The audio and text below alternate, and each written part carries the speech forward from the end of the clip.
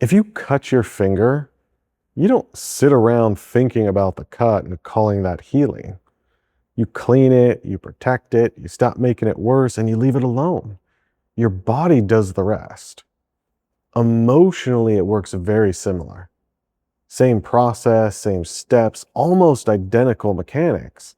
The difference is no one taught you those steps. So instead of cleaning it, you think about it. Instead of protecting it, you poke it. Instead of leaving it alone, you keep reopening the wound, wondering why it hasn't healed yet. That's what this video is about, those steps.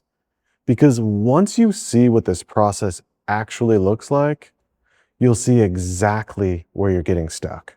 In the last video, I talked about how trauma works like a wound that's become infected. So let's jump back to that for a second. You cut your finger. What do you do next?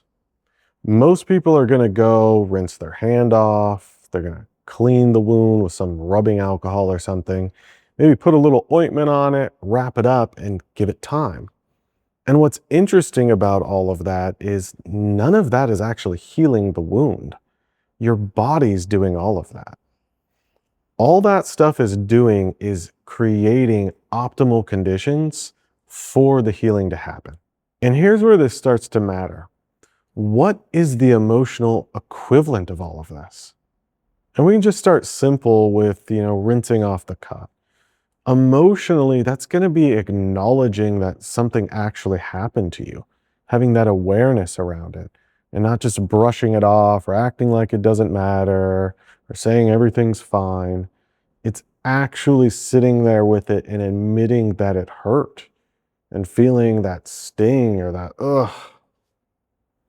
And in the moment, that might mean just walking away, leaving the situation, or maybe you're in a fight and you just need to take a break for a little bit. Now, this might sound simple, but a lot of people don't even acknowledge their pain. And how do you take care of a wound when you refuse to look at it? So next, you clean the wound. And you go maybe to the bathroom or whatever, and you put a little rubbing alcohol on your finger. And what do you notice? It stings. But you do it anyways because you know that will help from the wound getting worse.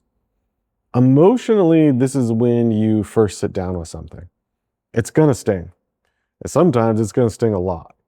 And this is where people get stuck and confused because they either feel a little bit of that sting or they're sensing that sting and they're absolutely convinced it'll just get worse, not better. It's almost like you came to me with a physical cut and you had no idea what rubbing alcohol was. And I put a little rubbing alcohol on it and you get mad at me, thinking that I'm just making things worse. So the thing is with emotional healing work, it's going to sting. But the more you understand this process, the more ability and willingness you have to just let it happen like you would with a physical wound, because you know that that's what's best for you. So next, there's putting some ointment on the wound. And the ointment doesn't heal the wound.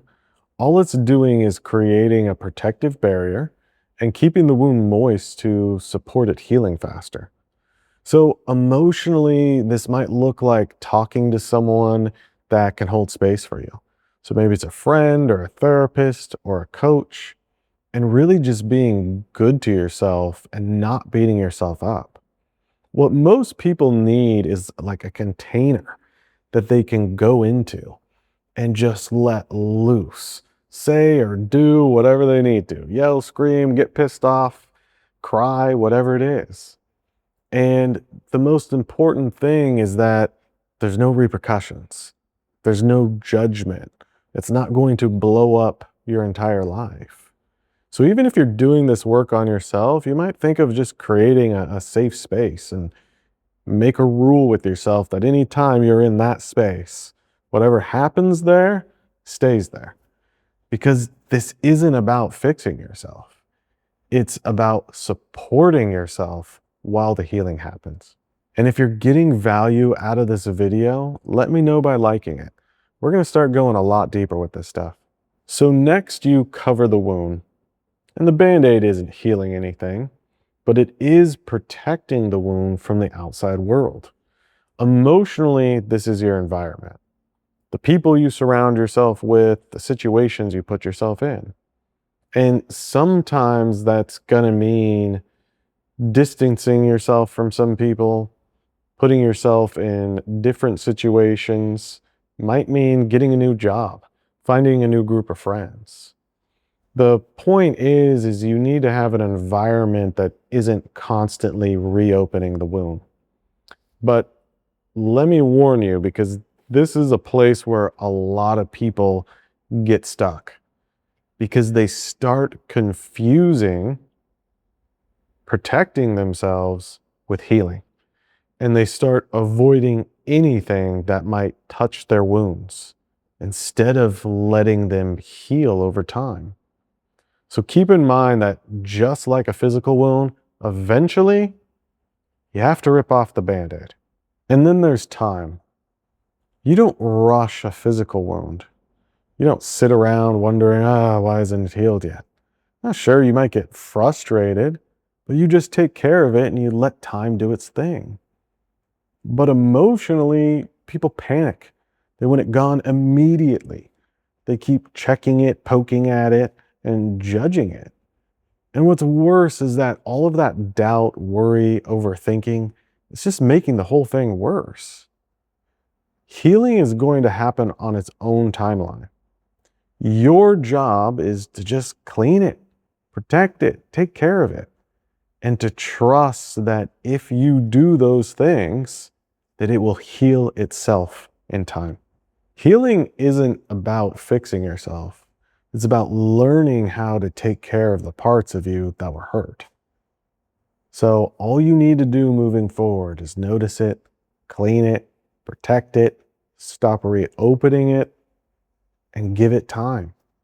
Not because you're broken or unfixable, but because there's something in you that needs your care and attention. And the better you get at taking care of it, the less it has to organize itself around protecting it. If someone came to mind while you were watching this video, share it with them. Not in a preachy way or trying to fix them type of way, but just say, saw this video, thought you might find value in it. The truth is, with the people we know and care about in our lives, there's not a whole lot we can do besides just showing them the door. It's completely up to them whether they want to walk through it or not. So, until next time, my friend, keep trusting your gut, keep trusting your intuition. See ya.